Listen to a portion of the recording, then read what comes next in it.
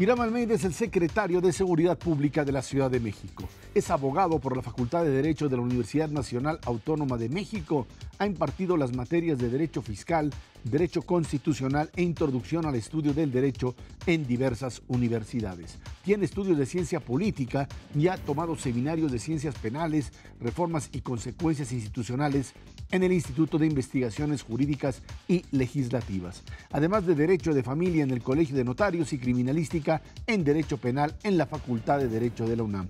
En la función pública ha ejercido cargos como Contralor General del Gobierno del Distrito Federal, Subprocurador de Averiguaciones Previas Desconcentradas en la Procuraduría General de Justicia Capitalina y Fiscal Desconcentrado en Investigación en las delegaciones Miguel Hidalgo, Tlalpan y Coyoacán. Hiram Almeida, muchas gracias por estar aquí con nosotros en línea directa. Hiram, ¿cómo llegas al sector público? ¿Cómo llegas a esta carrera que finalmente te ubica ahora en la Secretaría de Seguridad?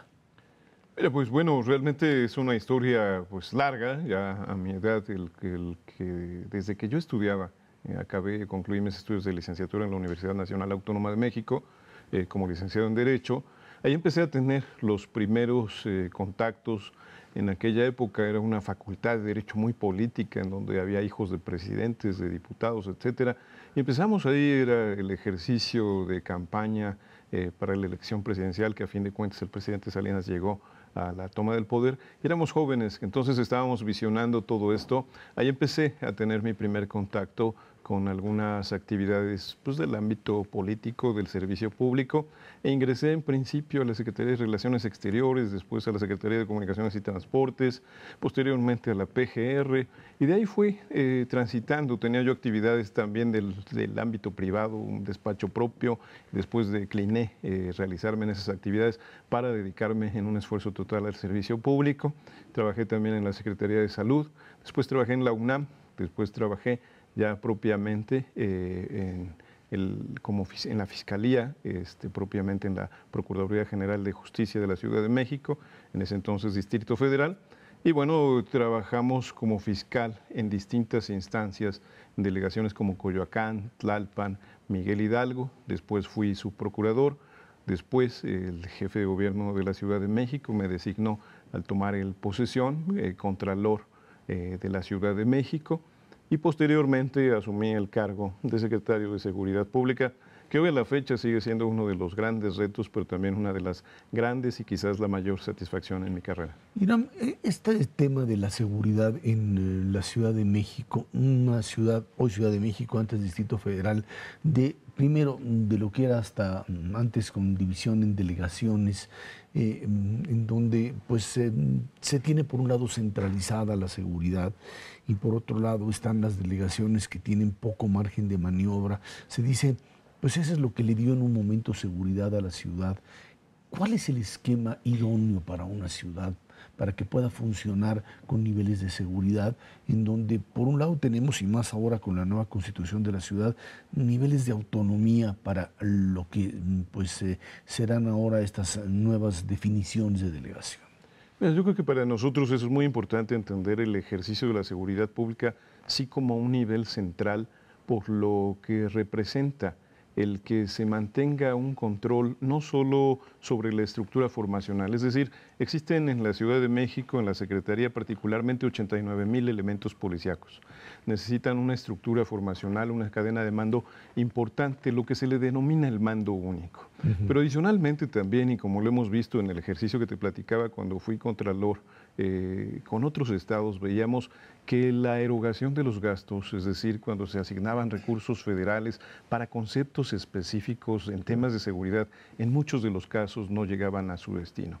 Esa es otra de las partes importantes del mando único, que exista una sola línea en donde el ejercicio del gasto de los bienes destinados para conceptos de seguridad obviamente se revisen, se gasten, se generen y se supervisen específicamente en temas de seguridad.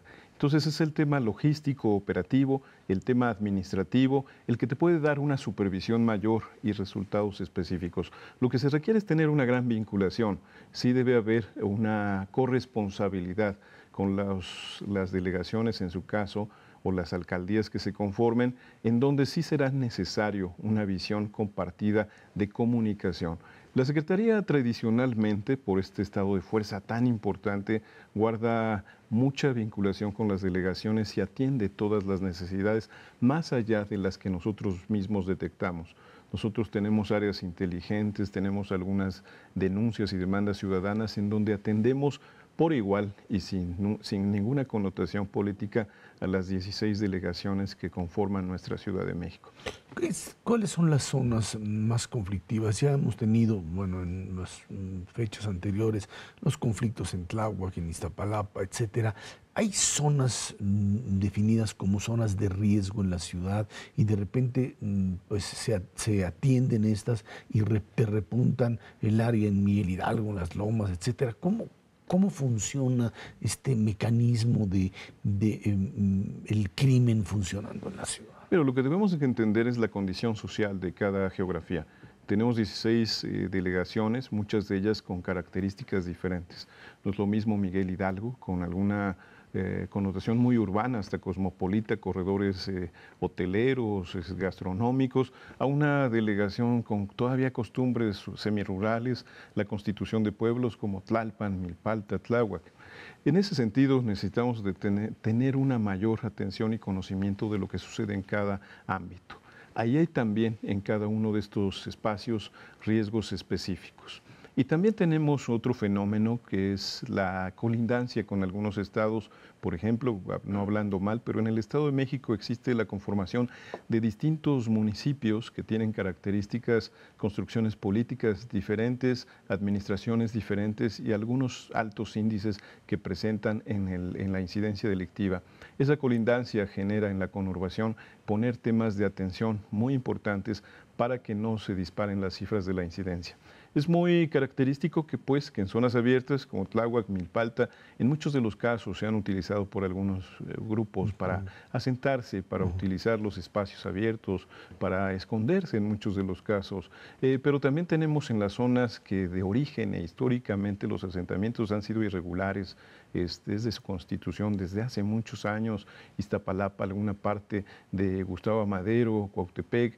Todas estas zonas también necesitamos dar un nuevo esquema de atención por el hacinamiento, por la conformación, por la característica de los habitantes de la zona. Estas son quizás las zonas en donde por lo conglomerado, por las condiciones agrestes del lugar, debemos de presentar mayor atención en niveles de seguridad. Yo creo que hoy en temas de seguridad, evidentemente el tema Tláhuac es importante, estamos recomponiendo este tema, pero hay delegaciones también muy importantes como Iztapalapa, Gustavo Amadero, en donde debemos de tener focos de atención, en donde el delito se presenta, pero además tenemos datos ciertos de que en muchos de los casos, también en una parte de Miguel Hidalgo, en algunas colonias, viven inclusive o residen delincuentes. El mapa criminógeno, pues, de aquellos que salen de reclusorios, de que compurgan una pena, realmente tienen domiciliados algunos espacios específicos que necesitamos todavía trabajar mucho para la recomposición y resarcir esta parte del tejido social. Estamos platicando con Irán Almeida aquí en Línea Directa.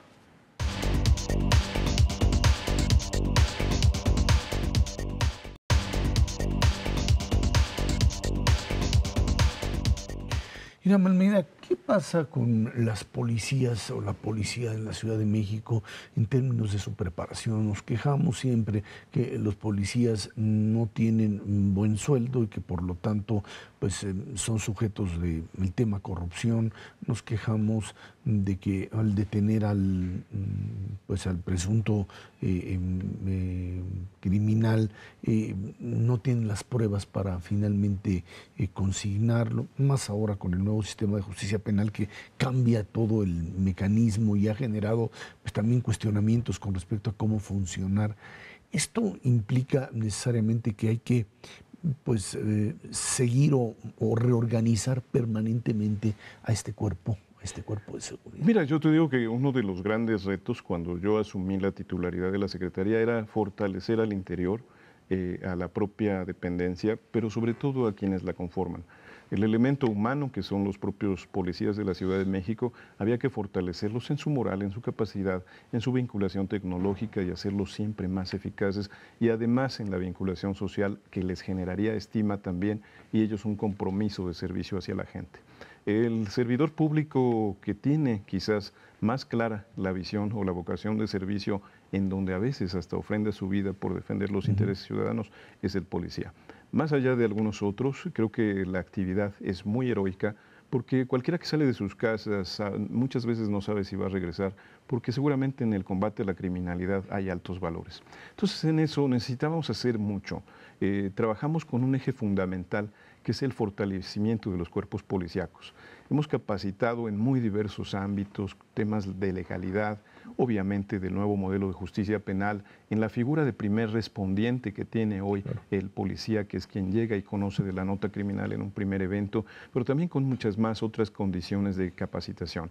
En ese sentido, para nosotros, métodos tecnológicos, vincularlos, dotarlos de equipo, armamento, tecnología, adiestramiento en algunos casos para también establecer estrategias técnicas operativas ya en campo, nos da otra visión de desarrollo. Hoy somos más modernos, tenemos cámaras en los helicópteros, cámaras en toda la ciudad, cerca de 20,000 cámaras que portan los propios elementos policíacos, drones que nos ayudan para generar acciones operativas, y obviamente lo que generamos es un fortalecimiento de la moral al interior, pero con mayor capacidad. También hay un gran mensaje en los temas de asuntos internos. Aquel que se porta mal, tenemos que ser una institución tan sólida que tenga la capacidad de reconocer los problemas y sancionar fuerte y drásticamente a los elementos que transgredan esa gran vocación de servicio, esa misión inclusive de dar la vida por los demás. Entonces, en eso estamos trabajando, estamos generando un nivel de capacitación óptimo. Déjame decirte que, por ejemplo, en los temas del nuevo modelo de justicia penal, somos la única entidad del país que ha alcanzado las cifras totales de 87,000 elementos capacitados sobre el tema de primer respondiente. Sin embargo, en este tema nos queda algo más. Tenemos todavía que capacitar con actividades adicionales. Ayer suscribimos un convenio recientemente con el Tribunal Superior para que algunas otras actividades que tengamos que hacer derivadas del nuevo modelo de justicia penal también las tengamos que hacer con capacidad por el propio tribunal. Déjame decirte que algunas medidas cautelares que se determinen, las visitas, la supervisión, de que se cumplan algunas determinaciones del juez en algún momento, las tendrá que realizar la policía, invariablemente por su fuerza y por las acciones que le toca realizar. Entonces, en esta parte todavía hay mucho por hacer. La fortaleza, hoy entiendo, creo que nos da un gran mensaje, la vocación de servicio, la eficiencia, los resultados que estamos obteniendo hoy creo que se deben en mucho a que todos los elementos policíacos se sienten más fortalecidos, más claros en su misión, pero sobre todo más capaces en base a que este ha sido uno de los ejes, adiestrarlos hasta en temas de jiu-jitsu, adiestrarlos hasta en temas de detenciones, adiestrarlos en temas de emergencias, dotarles de equipo y obviamente también a partir de esto hacer la exigencia de la productividad y la eficiencia de su actividad. Ahí el tema del contacto con el ciudadano, normalmente el ciudadano le tiene miedo al policía cuando tendría que ser al revés. El policía está para protegerlo. Esta necesidad de cambiar, de hacer del policía un ente que esté cercano a la gente y que no sea visto como un enemigo, esta parte que es fundamental. Mira, poco a poco estamos rompiendo este paradigma. Debemos de ser muy claros. En algún tiempo la policía era señalada como corrupta en los años 70. Déjame decir también que desde las películas de Cantinflas había vituperio sobre el policía que llevaba una barandilla y todo el mundo se burlaba de él. Entonces, esta parte tenemos que recomponerla. Debemos entender, y hoy el gran mensaje para la sociedad es que quien debate y combate a la criminalidad y a la delincuencia es el policía. Es decir, no le pedimos a la ciudadanía que ellos se enfrenten a los delincuentes. No pedimos que ellos generen la seguridad, la generamos nosotros y necesitamos de ellos sí la confianza para recibir información, dar una atención oportuna, recibir datos que se transforman en inteligencia, esa inteligencia se genera estrategia y a partir de eso, obviamente, darle resultados a la ciudadanía. El tema no es menor, tenemos que trabajar mucho. Hemos generado un diseño de política pública a través de la delincuencia. La delincuencia tenemos primero que prevenirla, después combatirla y después trabajar con los sectores sociales para que no formen parte de la propia delincuencia, como muchos de los jóvenes que en algunos casos llegan a migrar y a ser parte de este ámbito delictivo, y que nosotros tenemos que trabajar para que esto no suceda. Entonces, este es uno de los grandes retos, que nos vean como una policía más fuerte, más robusta. Somos 89,000 elementos, somos más inclusive que la propia Secretaría de Marina en estado de fuerza. Más tecnológica, más capaz, más social, pero sobre todo más legal, menos corrupta. Esa es una parte muy importante que va a generar en mucho la confianza. Nosotros damos resultados, hacemos grandes detenciones, operativamente funcionamos, sacamos los videos en muchos de los casos ante los medios de comunicación para que vean lo que somos, lo que operamos, cómo combatimos y erradicamos a la delincuencia. Pero es fundamental la confianza de la gente.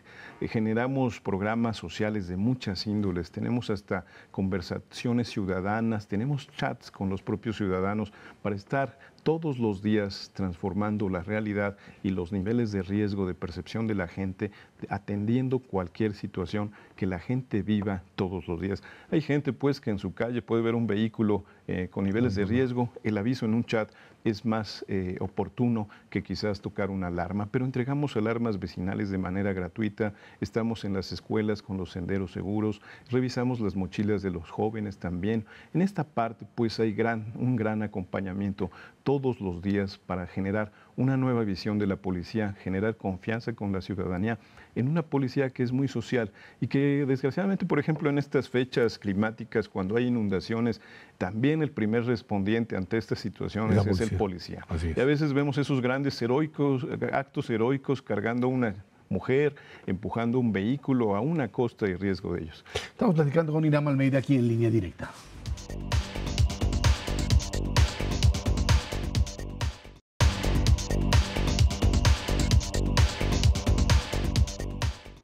Irán Almeida, ¿cuál ha sido el momento más difícil al frente de la Secretaría de Seguridad? O sea, el momento en que pues finalmente has visto que hay que tomar decisiones que no son siempre las más fáciles y que tomarla de una o de otra manera se va a ocasionar un daño.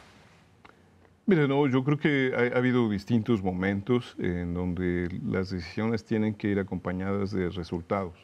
Y la medición en el pulso es el costo-beneficio social.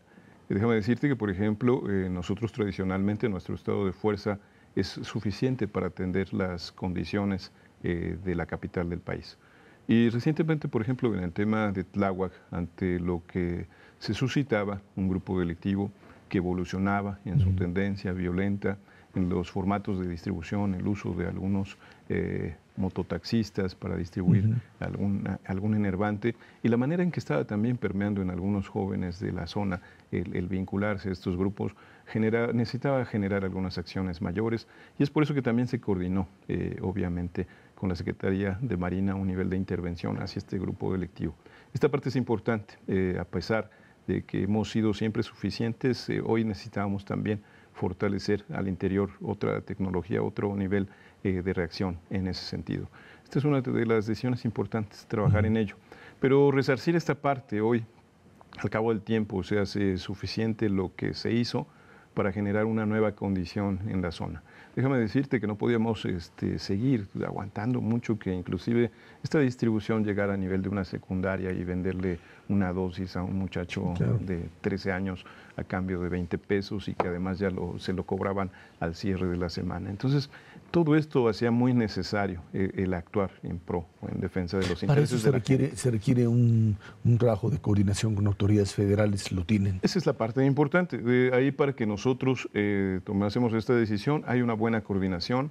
Agradecemos mucho este ejercicio. Ya teníamos algunos puntos específicos de encuentro en donde operativamente reaccionamos en Picacho Ajusco, en Chalco, en la delegación Gustavo Madero, en donde la Secretaría de Marina, la Defensa Nacional, la Policía Federal, algunos estados o policías de estados conurbados, teníamos coincidencia, tenemos algunos puntos de reacción para que cada quien atendiera sus temas en el ámbito de sus competencias y sus geografías a niveles carreteros, a niveles de otros los estados, etcétera, el poder dar atención a un fenómeno delictivo de ciertas zonas. Y se ha logrado recuperar mucho a través de estos puntos, pero ese fue uno de los casos en donde la coordinación, el reconocer que se tiene que hacer algo más, el llamado a la atención a otros apoyos y otras fuerzas es muy importante.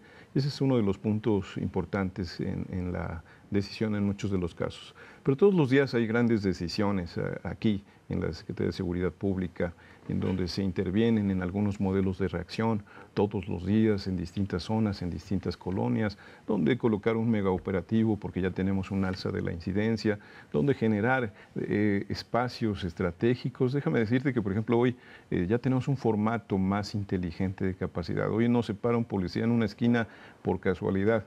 Hoy le damos una consigna electrónica casi día a día, revisamos la incidencia delictiva y ese hombre sale a la calle y tiene una misión.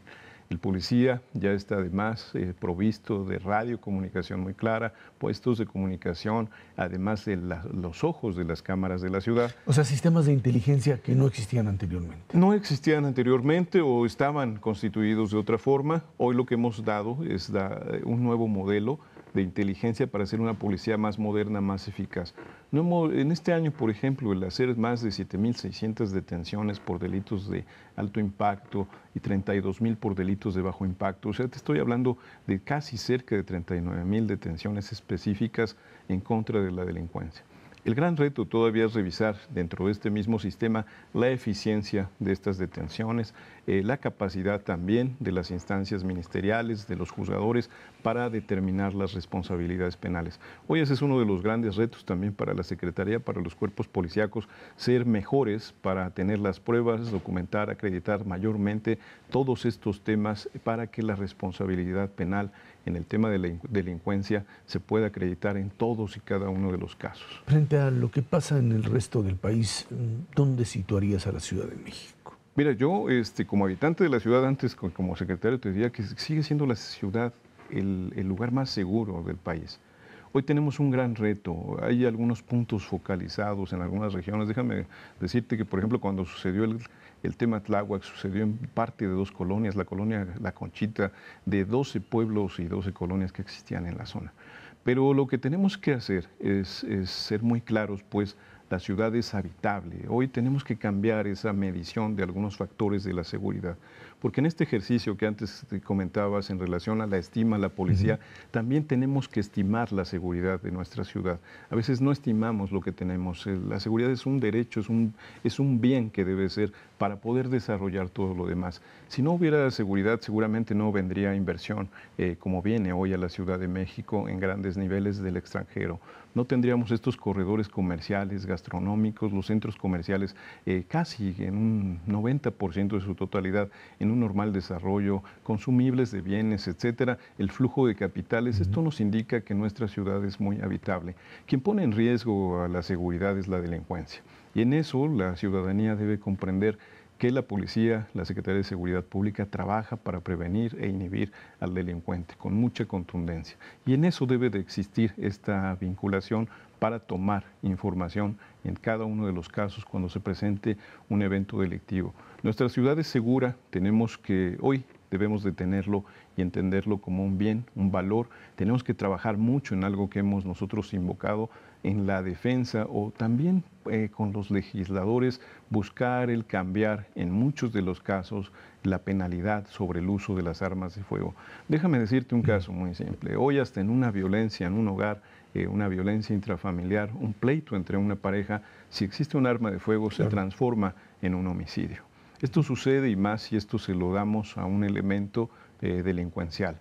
Hoy déjame decirte que hemos recuperado en lo que va del año cerca de 700 armas, 697 armas de fuego, que en el proceso del sistema actual se pasan a la autoridad ministerial federal y en muchos de los casos la gente que tenía esa arma paga una fianza y sale en horas con la misma intención de delinquir. Entonces, hoy tenemos que trabajar para que sea privativamente mayor, con pena privativa de la libertad, alguien que porta un arma, porque cambió el paradigma. No la traen para defender un interés, la traen para generar la agresión, inclusive poner en riesgo la vida de las personas. Hoy ese es uno de los grandes retos, en eso estaremos trabajando y quitando esta parte en el temas legislativos, si transitamos ese apoyo, seguiremos teniendo a la ciudad como un bastión de seguridad, de desarrollo. Además, hoy es un año de tiempos políticos que seguramente la seguridad va a ser utilizada por muchos actores y tenemos que dar resultados a ello. Iram Almeida, muchísimas gracias por haber estado aquí. Al contrario, gracias a ti. Fue Iram Almeida, aquí en Línea Directa.